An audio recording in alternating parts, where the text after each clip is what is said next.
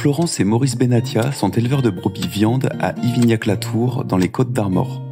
Dans cet épisode, ils livrent leur expérience sur cet élevage peu connu, mais néanmoins très dynamique en Bretagne. Ils donnent également des conseils aux jeunes souhaitant s'installer dans cette production.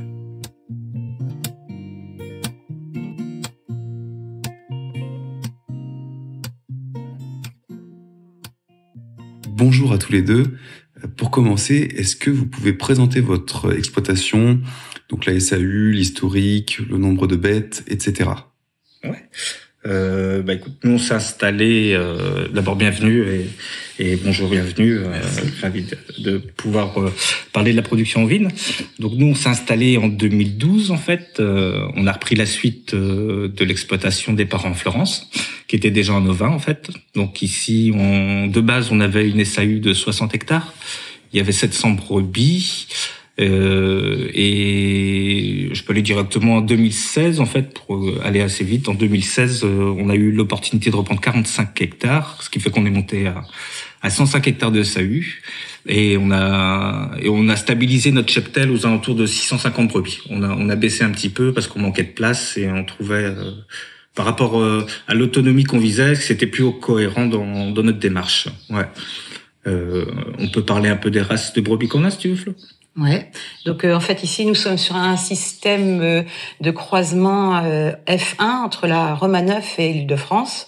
La Romanov était arrivée en Bretagne donc dans l'idée de faire donc de l'agneau toute l'année et en fait de produire d'avoir une grosse prolif. Mais l'inconvénient de cette race quand même est que il n'y a pas beaucoup de conformation. Donc pour l'agneau viande, c'était pas tellement intéressant. Donc le croiser en fait avec de l'Île-de-France qui ramène la carcasse commence à améliorer du coup les agneaux, commence à apporter un peu d'intérêt sur l'agneau pour l'agneau viande. Et du coup au final, ces F1 là, nous on les recroise avec des béliers en fait de race bouchère. Et en termes de culture, qu'est-ce que vous faites sur l'exploitation ? Ici on fait donc sur les 5 hectares, il y a 20 hectares à peu près de maïs, entre maïs en silage, maïs grain, parce qu'on donne du maïs en silage à nos brebis. Il y a une vingtaine d'hectares de blé, une dizaine d'orge, entre l'orge et le triticale, et le reste c'est pâturage et fauche. Ouais. Donc pâturage, il y a une dizaine d'hectares, et le reste c'est de la luzerne, beaucoup de trèfle violet, on s'est mis à faire beaucoup de trèfle violet et des raies gras. En fait, on vise l'autonomie alimentaire le plus possible. Alors, on est surtout là pour parler du défi de faire du mouton en Bretagne. Dans le contexte actuel, on sait que d'ici quelques années, il y a beaucoup d'agriculteurs qui vont partir en retraite. Sur le terrain, le ratio qu'on entend le plus, c'est 3 départs pour une installation. C'est d'autant plus vrai en ovin. Donc du coup, comment attirer les jeunes et comment réussir son installation ?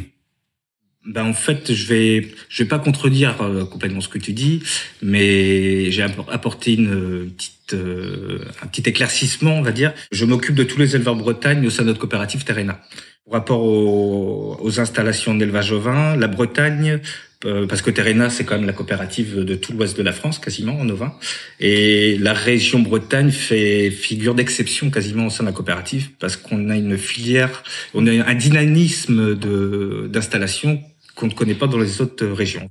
Après, ça va pas suffire à compenser les départs en retraite, mais on a une telle image, je pense, liée au pâturage auprès des animaux, ou à la façon de produire des agneaux, qu'on a des jeunes pas mal à s'installer, et on a plein de projets encore à venir. Et un engouement de certains laitiers qui aussi arrêtent leur activité et qui du coup se dirigent un peu plus vers le petit ruminant, en se disant qu'au final, des fois, faire leurs 10-15 dernières années en petit ruminant est plus simple pour eux, ils n'ont plus l'astreinte de la traite, et du coup, c'est vrai que certains s'installent comme ça aussi. Il y a quelques dossiers en Bretagne. Et donc, comment bien réussir son installation ? Faut pas se planter. Parce que ça reste quand même une filière hyper technique, quoi. Ouais. Mais à la base aussi, c'est attention, comment ne pas se planter, c'est ne pas mettre trop cher dans une ferme. Voilà. Faut pas engager trop d'argent quand même au départ, parce que on n'est quand même pas une production à grosse marge quand même. Voilà. Et là, faut faire attention à ça, parce que nous on a des jeunes là qu'on a eu chez nous en stage et tout, des gens qui sont passés par des BPREA et qui veulent s'installer en mouton, et c'est vrai que ça a été un des premières choses qu'on leur a dit, c'est attention, des fermes à 600 ou 900 000 euros à vendre dans le secteur, on peut pas, un éleveur ovin pourrait pas pouvoir rembourser ça.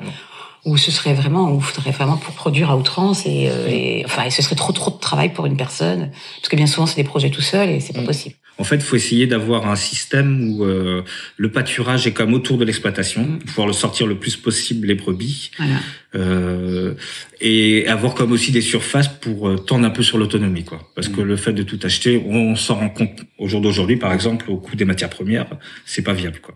Et ça serait quoi l'investissement idéal pour quelqu'un qui veut s'installer ? Moi, souvent, c'est un chiffre qu'on entend, mais entre 200 et 300 000 euros maximum pour une installation. 400 000 euros. Ah ouais, pour deux. Moi, j'aurais dit 500 000 pour deux. Moi, donc, c'est ça, à peu près. Donc, 250 entre 300 000 et 300 pour une personne. Pour une personne. Voilà.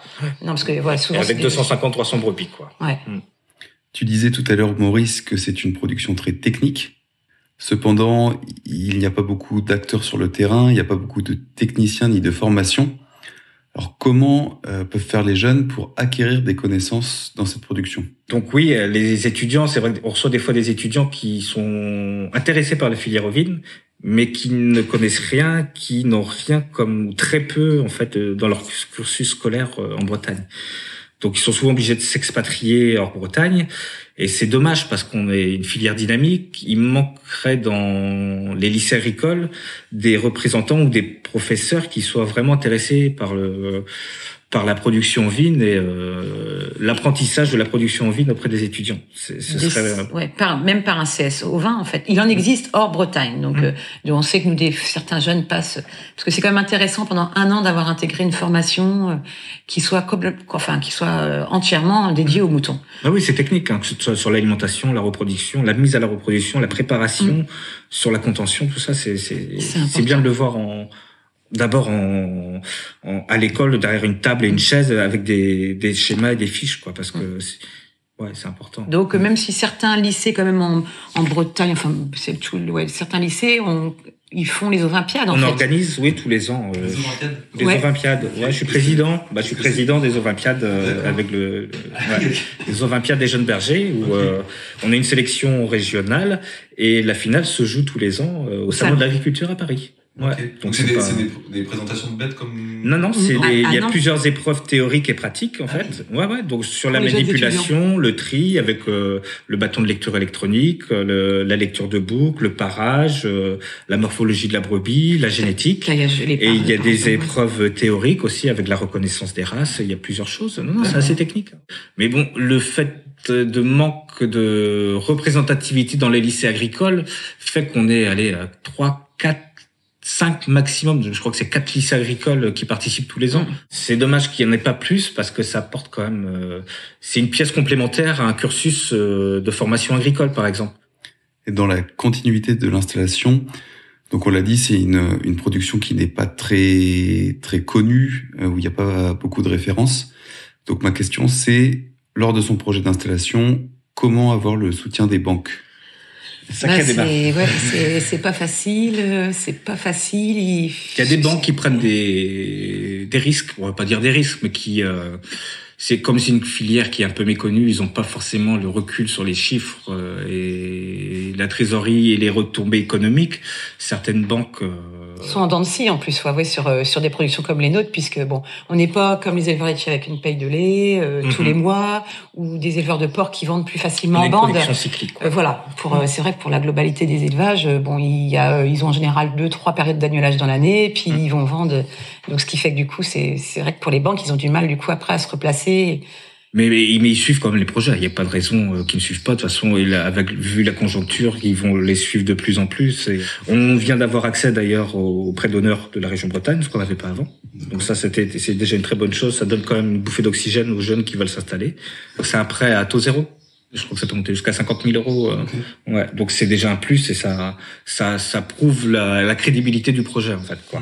Et après, les chambres sont là, les PCAEA sont quand même aussi, par rapport à l'élevage au vin, puisque justement, il y a un engouement. Donc, les PCAEA sont... On est assez prioritaire là-dessus aussi pour l'élevage au vin, quoi. Ouais, quand tu t'installes.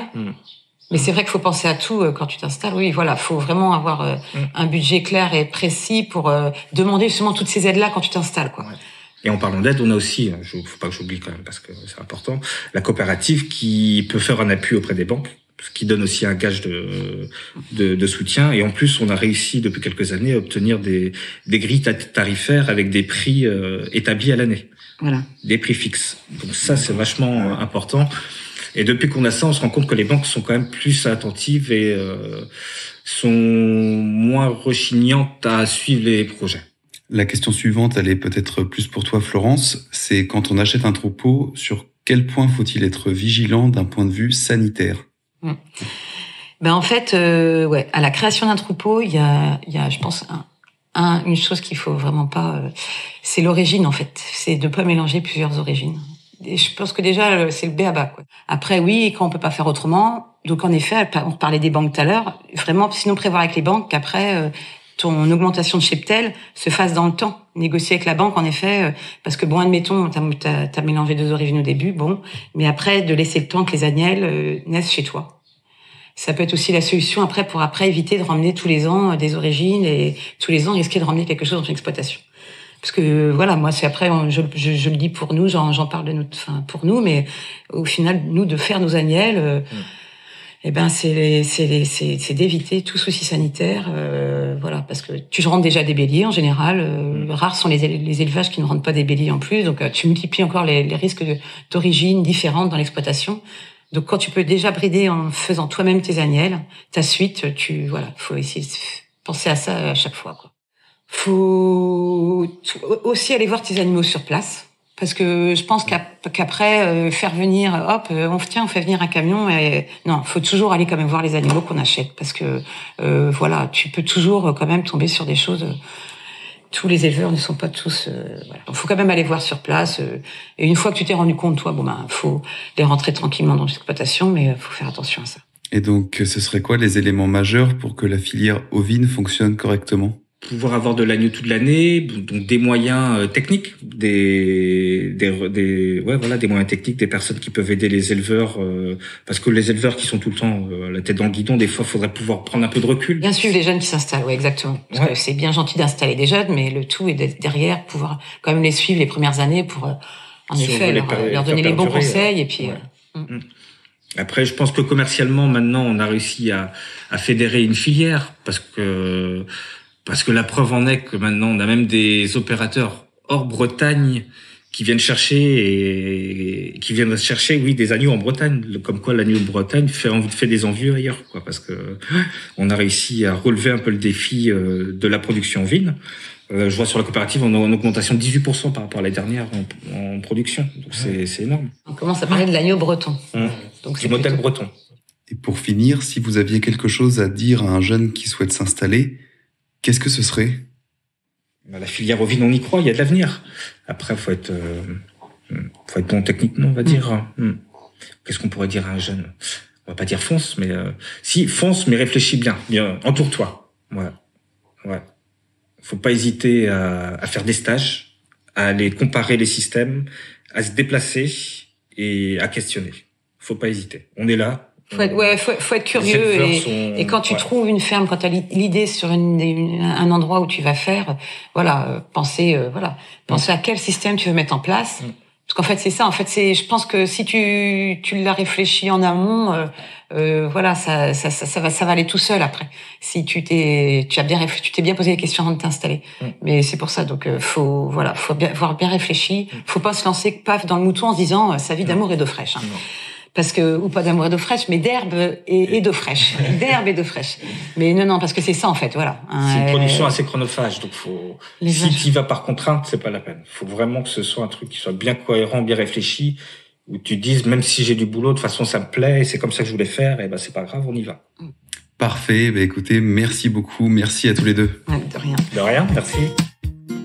Merci beaucoup d'avoir écouté cet épisode jusqu'au bout. Si vous le souhaitez, n'hésitez pas à laisser un avis sur Apple Podcast et Spotify. Et vous pouvez partager cet épisode autour de vous. Si vous avez des idées de sujets que vous aimeriez qu'on aborde dans le PBcast, dites-le nous en commentaire ou bien sur les réseaux sociaux du journal. À dans un mois!